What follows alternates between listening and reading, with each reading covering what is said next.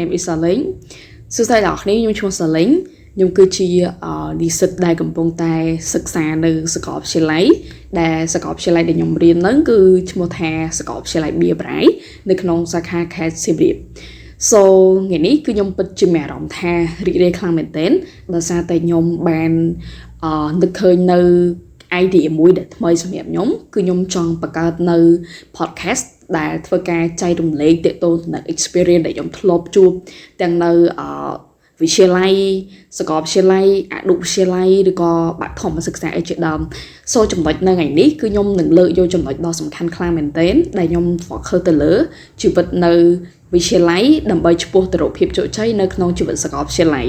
So តែខ្ញុំជោគជ័យហើយមែនបានជាខ្ញុំលើកយកចំណុចហ្នឹងមកនិយាយតាមពិតទៅខ្ញុំអត់ទាន់ជោគជ័យទេហើយខ្ញុំក៏ជានិស្សិតដែលកំពុងតែសិក្សានៅក្នុងឆ្នាំទី1ទៅលើជំនាញព័ត៌មានវិទ្យាផងដែរប៉ុន្តែខ្ញុំមានចំណាប់អារម្មណ៍ថាចង់ធ្វើការចែករំលែកនៅចំណុចរបស់ខ្ញុំតិចតួចទៅកាន់អ្នកទាំងអស់គ្នា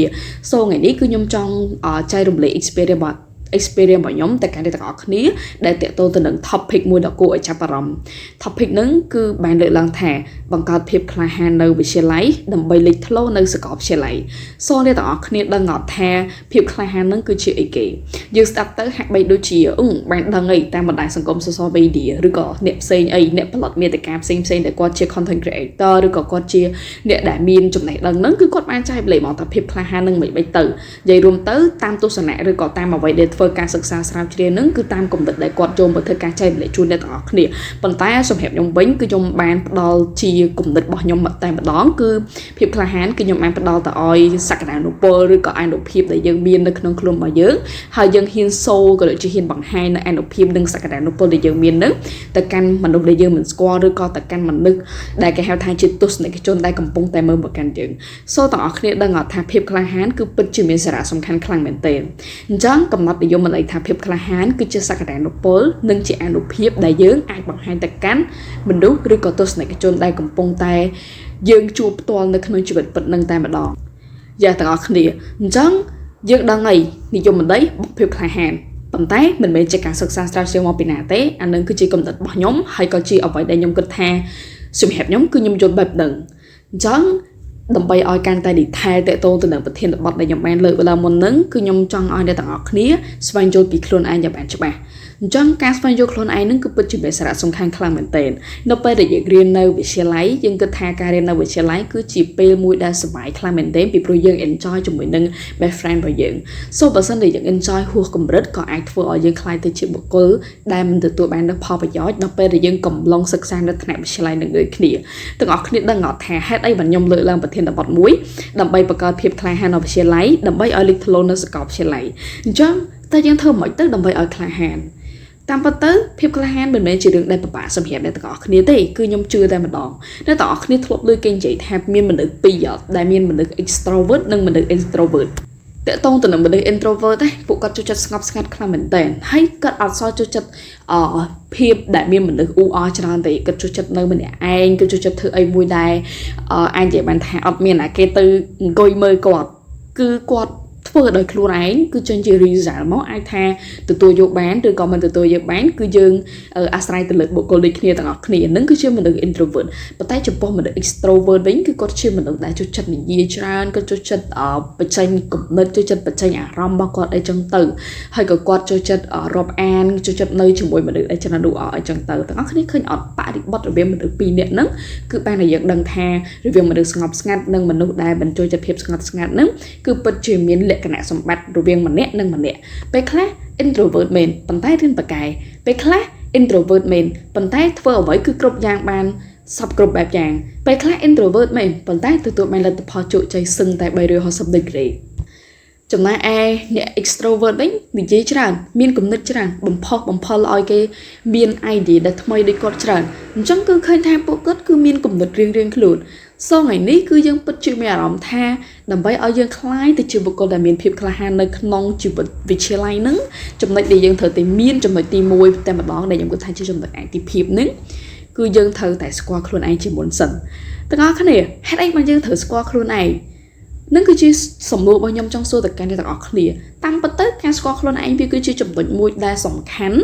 គឺព្រោះថានៅពេលដែលយើងស្គាល់ខ្លួនឯងគឺយើងអាចដឹងអំពីចំណង់ចំណូលចិត្តរបស់ខ្លួនឯងយើងអាចដឹងអំពីភាពខ្លាំងនិងភាពខ្សោយរបស់ខ្លួនឯងហើយយើងក៏អាចដឹងថាតើយើងទៅរៀនដើម្បីអី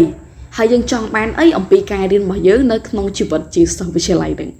សិស្សវិទ្យាល័យហាក់បីដូចជានិយាយទៅនឹកដល់ best friend របស់យើងមិត្តភក្តិស្មោះចិត្តរបស់យើងដែលយើងធ្លាប់ទៅលេងជាមួយគ្នាអីចឹងទៅនឹងគឺជារឿងដែលយើងគិតថា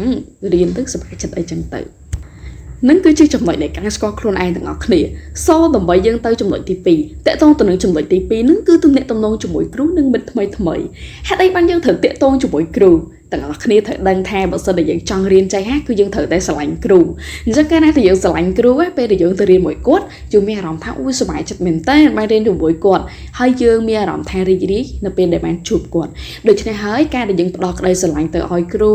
គឺយើងអាចទទួលបាននៅទំនុកចិត្តមួយចំពោះខ្លួនឯងដូចគ្នាពីព្រោះថាពេលដែលយើងរៀនទៅប្រកបដោយទំនុកចិត្តព្រោះយើងពេញចិត្តជាមួយនឹងគាត់យើងស្រឡាញ់គាត់និយាយរួមទៅអ្នកទាំងអស់គ្នាត្រូវតែគិត positive ជាមួយនឹងលោកគ្រូអ្នកគ្រូពីព្រោះគាត់គឺជាអ្នកដែលផ្ដល់ចំណេះដឹងទៅកាន់អ្នកទាំងអស់គ្នាអញ្ចឹងយើងស្រឡាញ់គាត់យើងផ្ដល់តម្លៃឲ្យគាត់ពេលដែលគាត់បរៀនយើងយកចិត្តទុកដាក់ជាមួយគាត់ស្ដាប់គាត់បញ្យល់អញ្ចឹងនៅពេលដែលអ្នកគ្នាមានចម្ងល់ any question ទាំងអស់គ្នាអាចយកសំណួរដែលអ្នកទាំងអស់គ្នាឆ្ងល់ហ្នឹងណាទៅសួរគាត់តែម្ដងនៅពេលដែលអ្នកគ្នាអត់ខ្លាហានក្នុងការសួរគាត់នៅក្នុងបរិបទមួយដែលមានមនុស្សច្រើនណាទាំងអស់គ្នាអាច keep សិនប៉ុន្តែនៅពេលដែលទាំងអស់គ្នាជួបគាត់ឬក៏អាចនិយាយបានថាមានគ្នាតិចអីទាំងអស់គ្នាអាចចូលលំហាត់ដែលទាំងអស់គ្នាឆ្ងល់នឹងឬក៏យកសំណួរដែលទាំងអស់គ្នាឆ្ងល់នឹងទៅសួរគាត់អញ្ចឹងចំពោះលោកគ្រូអ្នកគ្រូគឺក៏អត់លាក់ចំពោះយើងទេព្រោះយើងគឺជាសិស្សរបស់គាត់អញ្ចឹងគឺគាត់ចង់ឲ្យយើងចេះចង់ឲ្យយើងដឹងចង់ឲ្យយើងយល់បានច្បាស់ឬក៏ចង់ឲ្យយើងdetail ទៅលើចំណុចដែលយើងឆ្ងល់ហ្នឹងគឺគាត់នឹងបញ្យល់យើងកាន់តែលម្អិតតែម្ដងនឹងគឺជាចំណុចដែលខ្ញុំគិតថាសំខាន់ខ្លាំងមែនទែននៅពេលដែលសិស្សគឺគាត់មានទំនាក់ទំនងជាមួយលោកគ្រូអ្នកគ្រូនឹងទាំងអស់គ្នាដឹងអត់យើងមានទំនាក់ទំនងជាមួយលោកគ្រូអ្នកគ្រូគឺជារឿងនៃអតិភិបហើយប៉ុន្តែយើងក៏ត្រូវតែបង្កើតអតិភិបជាមួយនឹងមិត្តភក្តិរបស់យើងដូចគ្នាមិត្តភក្តិនៅត្រង់នេះគឺខ្ញុំមិនសំដៅទៅលើអ្នកដែលទាំងអស់គ្នាស្គាល់ទេប៉ុន្តែខ្ញុំសំដៅទៅលើមនុស្សដែលនៅជុំវិញទាំងអស់គ្នាមិនថាតែមិត្តថ្មីមិនថាតែមិត្តចាស់ទាំងអស់គ្នាត្រូវតែរាប់អានគ្រប់គ្នាតែម្ដងមិនថាសតវណ្ណៈថាអ្នកនោះអ្នកមានឬក៏អ្នកនោះអ្នកក្រអ្នកនោះមិនបែបមិនទេទាំងអស់គ្នាគឺត្រូវតែយកចិត្តរបស់ខ្លួនឯងនឹងទៅដាក់ក្នុងចិត្តរបស់គេហើយយើងរាប់អានគេដោយការស្រឡាញ់ដោយចេញពីបេះដូងរបស់យើងមិនមែនរាប់អានដោយសារតែឃើញពីឋានៈដោយសារតែឃើញពីយសស័ក្តិរបស់គេអញ្ចឹងយើងរាប់អានគេមិនថាគេអ្នកមានឬក៏អ្នកក្រទេយើងរាប់អានគេអញ្ចឹងគេក៏រាប់អានចឹងវិញដូចគ្នាខ្ញុំជឿថាមនុស្សកាលណាតែមានគេទៅរាប់អានជាមួយគឺគាត់ប្រកាសជាបើកចិត្តទេអញ្ចឹងបានថាតាមកលៈទេសៈដែលទាំងអស់គ្នាយើងរាប់អានយើងមើលដូចគ្នាប៉ុន្តែខ្ញុំគិតថាបើសិនជាចង់ឲ្យជីវិតរបស់យើងកាន់តែមានអត្ថន័យគឺយើងត្រូវតែរាប់អានឲ្យបានច្រើនចំពោះមនុស្សដែលយើងបានរៀននៅក្នុងសាលាជាមួយយើងនឹងតែម្ដងទាំងអស់គ្នាឥឡូវគឺយើងចូលទៅដល់ចំណុចទី3តើតើទៅនឹងចំណុចទី3ហ្នឹងគឺយើងត្រូវតែមានគោលដៅចំពោះសិស្សដែលគាត់ឡើងមកដល់វិទ្យាល័យហើយគឺគាត់អត់ត្រូវចំណាយពេលវេលាដែលឥតប្រយោជន៍ទេគឺគាត់ត្រូវតែចំណាយពេលឲ្យមានប្រយោជន៍ខ្លាំងមែនទែនហេតុអីបានខ្ញុំនិយាយថាគាត់ត្រូវតែចំណាយពេលឲ្យមានប្រយោជន៍ព្រោះថាការចំណាយពេលដែលមានប្រយោជន៍គឺជាចំណុចអាទិភាពដែលអាចធ្វើឲ្យគាត់ខ្លាយទៅជាសិស្សដែលមានសក្តានុពលខ្ពស់និងជាសិស្សដែលមានចំណុចលេចធ្លោខ្លាំងមែនទែនតើតើទៅនឹងការកំណត់គោលដៅគឺមិនមែនមានន័យថាអ្នកទាំងគ្នាធ្វើតែកំណត់គោលដៅមួយឲ្យជោគជ័យទេប៉ុន្តែយើងកំណត់គោលដៅហ្នឹងគឺឲ្យ specific មានន័យថានៅពេលដែលអ្នកគ្នាដាក់គោលដៅមួយថាខ្លួនឯងចង់បានអីនៅពេលដែលឡើងមកដល់សាកលវិទ្យាល័យហ្នឹងអញ្ចឹងនៅពេលដែលអ្នកគ្នាឡើងមកដល់វិទ្យាល័យចំណុចដែលអ្នកគ្នាគួរតែកត់សម្គាល់គួរតែដៅទុកហ្នឹងអ្នកគ្នាតាំងចិត្តថាខ្លួនឯងត្រូវតែបានកម្រិតក៏ដូចជាចំណាត់ថ្នាក់មួយដែលល្អឬក៏សមគួរសម្រាប់សមត្ថភាពរបស់អ្នកគ្នាឬក៏ខិតខំប្រឹងប្រែងក្នុងការរៀនសូត្រអីចឹងទៅនឹងគឺជាចំណុចមួយដែលខ្ញុំគិតថាវា specific ដើម្បីឲ្យអ្នកគ្នាកំណត់ថាខ្ញុំត្រូវតែរៀនដើម្បីយកលេខ1អញ្ចឹងវា specific សម្រាប់យើងកាលណាតែយើងមានឆន្ទៈមានគោលដៅនៅក្នុងការកំណត់ថាខ្លួនឯងត្រូវតែយកលេខ1អញ្ចឹងខ្ញុំជឿថាបុគ្គលហ្នឹងគឺគាត់ប្រកាសជាអនុវត្តនៅសកម្មភាពដែលគាត់មាននឹងអញ្ចឹងបើសិនជាគាត់គ្រាន់តែដាក់គោលដៅទេប៉ុន្តែគាត់អត់មាន action អីទៅលើគោលដៅដែលគាត់បានដាក់ទេនឹងក៏ fail ដូចគ្នាទាំងគ្នា so បើសិនជាយើងអត់ចង់ឲ្យគោលដៅដែលយើងបានកំណត់នឹង fail គឺយើងត្រូវតែ practice យើងត្រូវតែអនុវត្តជាមួយនឹង action ជាមួយនឹងអ្វីដែលយើងបានដាំទុកថាពិតជា specific សម្រាប់យើង ដើម្បីឲ្យយើងអាចទទួលបាននូវលទ្ធផលមួយដែលសំប្រកបនៅក្នុងចិត្តរបស់យើងផងដែរនឹងគឺជាចំណុចដែលខ្ញុំគិតថាសំខាន់ដល់អ្នកនៅពេលដែលយើងមានគោលដៅចឹងគោលដៅរបស់យើងគឺអាចនឹងធ្វើឲ្យយើងខ្លាយទៅជាបុគ្គលដែលដើរ step by step ប៉ុន្តែយើងទទួលបាននៅចំណុចមួយដែលខ្លឹមហើយទទួលបាននៅចំណុចដែលយើងគិតថា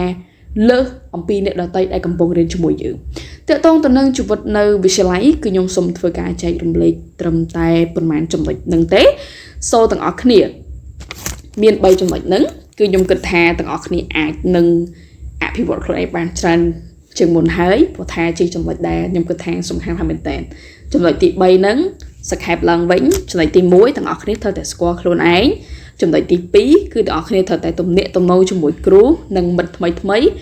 ចំណុចទី3ហ្នឹងគឺទាំងអស់គ្នាត្រូវតែមានគោលដៅដែលជាចំណុច specific សម្រាប់ទាំងអស់គ្នាឥឡូវនេះគឺដល់ពេលដែលយើងភ្ជាប់ថាហេតុអីបានយើងមាន3ហ្នឹងយើងអាច process ក៏ដូចជាអាចទទួលបាននៅលទ្ធភាពក្នុងការលេចធ្លោនៅជីវិតជាសិស្សសាកលវិទ្យាល័យដែលគេហៅថាជាសិស្សនិស្សិតហ្នឹងតាមពិតទៅទាំងអស់គ្នានៅសាកលវិទ្យាល័យគឺពិតជាពិបាកខ្លាំងមែនទែននៅពេលដែលទាំងអស់គ្នាអត់មានភាពក្លាហានហេតុអីបានខ្ញុំនិយាយថានៅសាកលវិទ្យាល័យអត់មានភាពក្លាហានពិបាកបានជាខ្ញុំនិយាយចឹងដោយសារតែខ្ញុំជួបផ្ទាល់តែម្ដងនៅពេលដែលយើងអត់មានភាពក្លាហាននៅក្នុងជីវិតសាកលវិទ្យាល័យពេលដែលគ្រូឲ្យយើងឆ្លើយសំណួរពេលដែលគាត់ហៅយើងឲ្យធ្វើអីមួយពេលដែលគាត់ដាក់សំណួរឲ្យយើងឆ្លើយនៅពេលដែលគាត់ឲ្យយើងសិក្សាការងារជាក្រុមគឺពិតជាមានអតិភិបខ្លាំងបំផុតគឺគេទាមទារបុគ្គលដែលមានភាពក្លាហានក្នុងការឡើង presentation ក្នុងការបង្ហាញនៅចំណាប់អារម្មណ៍ក្នុងការបង្ហាញនៅអ្វីដែលពួកគាត់បានសិក្សាស្រាវជ្រាវនឹងតែម្ដងសូបើសិនជាគាត់អត់មានភាពក្លាហានទេចំពោះអ្វីដែលជា experience របស់ខ្ញុំគឺខ្ញុំបានជួបផ្ទាល់តែម្ដងដល់គ្នាគឺគាត់អត់ហ៊ាននិយាយគាត់អត់ហ៊ានបញ្ចេញមតិរបស់គាត់អត់ហ៊ានបញ្ចេញនៅគំនិតរបស់គាត់គឺគាត់ខ្ញុំមិនដឹងថាគាត់ខ្លាចឬក៏គាត់មានអារម្មណ៍ថានិយាយទៅខ្លាចខុសគឺខ្ញុំអត់ដឹងទេប៉ុន្តែខ្ញុំគិតថាមកពីគាត់មិនធ្លាប់មានភាពក្លាហាននៅជីវិតវិទ្យាល័យនឹងតែម្ដងនឹងគឺជាចំណុចដែលខ្ញុំគិតដល់ហ្មងទាំងអស់គ្នាអញ្ចឹង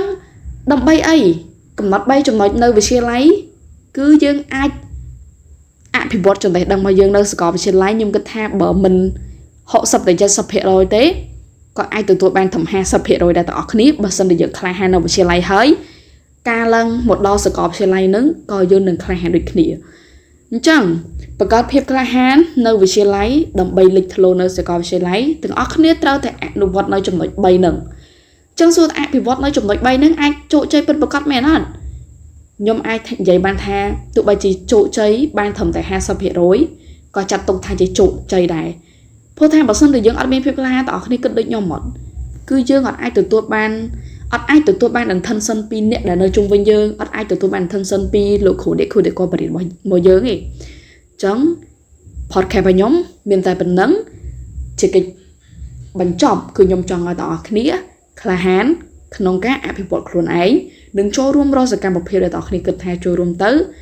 អាចផ្ដល់នូវចំណេះដឹងថ្មីទៅកាន់ទាំងអស់គ្នាហើយក៏អាចធ្វើឲ្យទាំងអស់គ្នាក្លាយទៅជាបុគ្គលដែលមានសក្តានុពលខ្ពស់ក្នុងការចាប់យកឱកាសក៏ដូចជាអាចមានចំណេះដឹងដ៏ថ្លៃថ្លាក្នុងការជួយខ្លួនឯងទៅថ្ងៃខាងមុខផងដែរ